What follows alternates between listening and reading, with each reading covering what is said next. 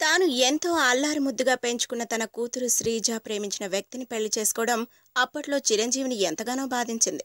శిరీష్ భరద్వాజ్ను పెళ్లి చేసుకున్న శ్రీజకు ఒక కూతురు కూడా ఉందనే విషయం అందరికీ తెలిసిందే. ఆ తర్వాత కొద్ది కాలానికి తన కూతురుతో కలిసి శ్రీజ తన తల్లిదండ్రుల దగ్గరికి రావడం, ఆ తర్వాత శిరీష్ భరద్వాజ్ నుంచి విడాకులు తీసుకోవడం జరిగిపోయాయి. కొన్నేళ్ల పాటు మళ్లీ చదువులపై దృష్టి పెట్టిన శ్రీజను రెండో పెళ్లికి ఒప్పించిన చిరంజీవి ఫ్యామిలీ కళ్యాణ్ అనే బిజినెస్ మ్యాన్ తో ఆమె పెళ్లిని గ్రాండ్ గా జరిపించారు.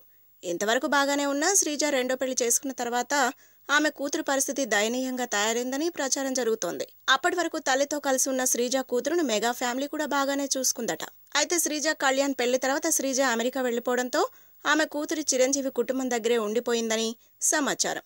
చాలా కాలం పాటు చిరంజీవి ఇంట్లోనే ఉన్న శ్రీజ కూతుర్ని గడిచిన కొన్ని నెలల క్రితం హాస్టల్లో చేర్పించారని గుసగుసలు వినిపిస్తున్నాయి. అప్పటి నుంచి ఈ చిన్నారిని మెగా ఫ్యామిలీ సభ్యులెవరూ అంతగా పట్టించుకోవడం లేదట.